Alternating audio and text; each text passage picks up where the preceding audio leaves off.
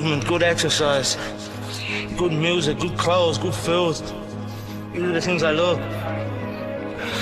Competition.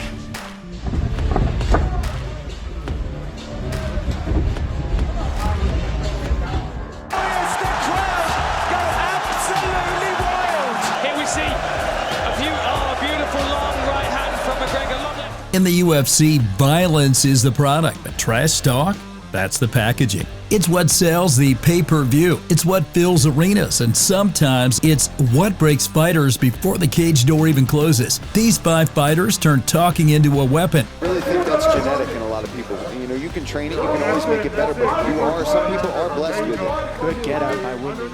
One that cuts just as deep as any elbow. This is the UFC's most dangerous trash talkers. Colby Covington, chaos personified. If trash talk were a crime, Colby Covington would be serving life without parole. They call him Chaos, and not just because of his style in the cage. Before the insults, before the headlines, Colby was just another grinder in the UFC's stacked welterweight division. I knocked him out! Brazil, you're a dog! All you filthy animals suck! I got one thing to say!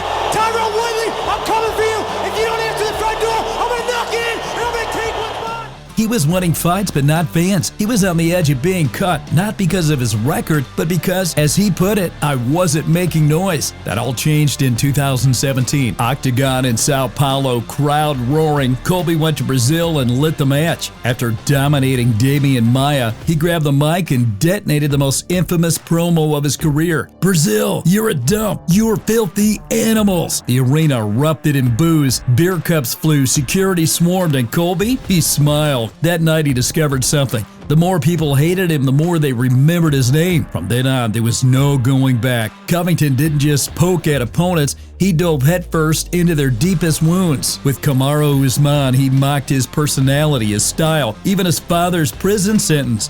With Tyrone Woodley, he turned every press event into a political debate. Draped in a red mega hat, he called Jorge Masvidal, his former teammate and roommate, a backstabbing bum and a street Judas. Nothing was sacred. Families, cultures, even tragedies. Colby turned them into ammunition. Wasn't just fighting for him, it was theater. A WWE villain dropped into a real combat sport. And it worked. Love him or hate him, he's mastered the art of making you feel something. And in the UFC, that's currency. Every insult was calculated. Every dig was designed to make opponents angry and fans talk. He understood the game within the game. If you can get inside your opponent's head before fight night, you've already landed the first strike. Of course, his mouth came with consequences. After losing to Usman at UFC 245, his jaw broken, Colby still stayed in character. In interviews, he blamed the referees, called the stoppage fake news, and demanded a rematch before the swelling even went down. And that's the thing about Covington. Whether it's victory or defeat, the performance never stops.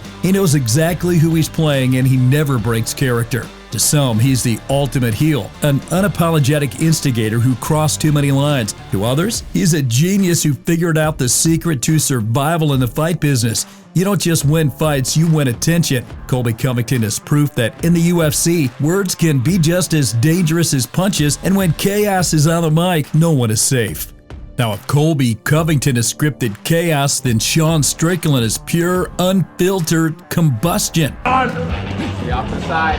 Pop the fuck up, you pussy!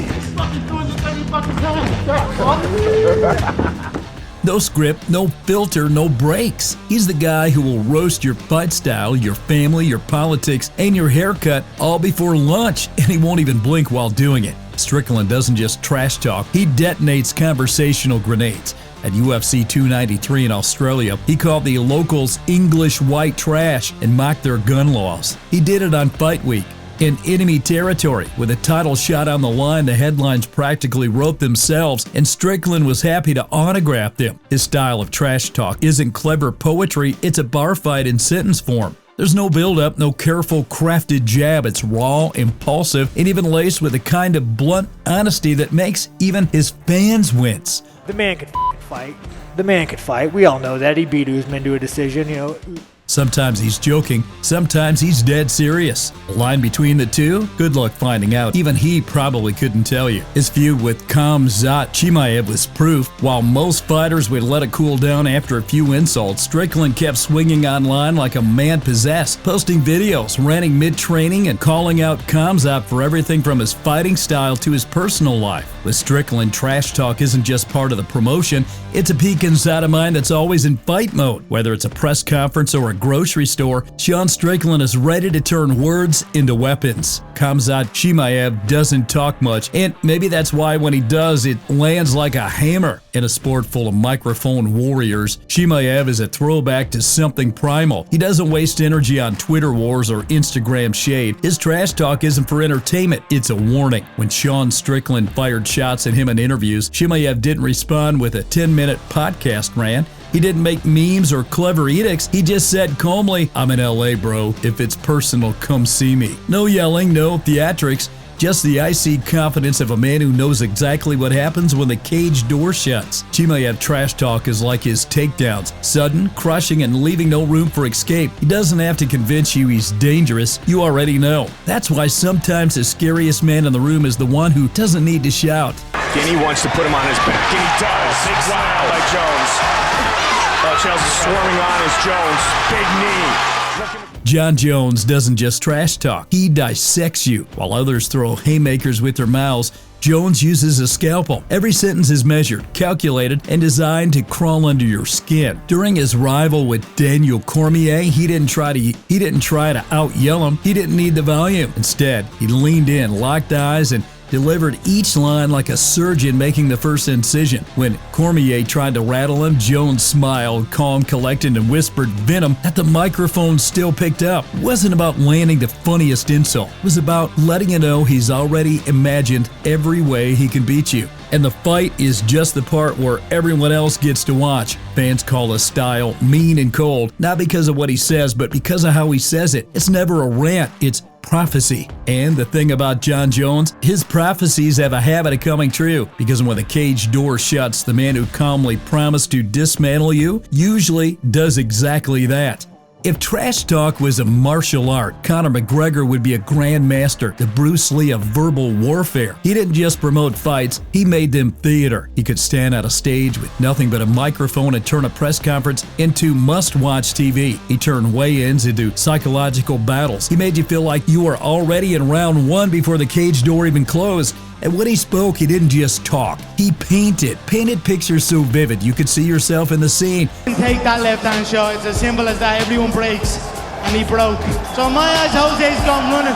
If he wants to come back. Whether you want to or not, we're not here to take part, we're here to take over. The only weight I care about is the weight of the checks. If this was a different time, I would ride into your favela on horseback. Every word is a bullet, every insult a scalpel. When he fought Jose Aldo, he mentally beat him before the bell, and then physically knocked him out in 13 seconds. When he faced Nate Diaz, he turned press conferences into verbal street fights. With Khabib, it wasn't just trash talk, it was all-out psychological warfare that spilled into history. And with Dustin Poirier, the personal barbs were as sharp as the punches. Conor McGregor didn't just fight opponents, he dismantled their confidence, their composure, and sometimes their careers. Because in this world, the first round doesn't start in the cage, it starts at the microphone. In the UFC, fist in fights, but word starts wars. 5 men, 5 styles, 1 truth. In this game, the fight starts long before the first bell, and the most dangerous weapon might just be the one you can't block.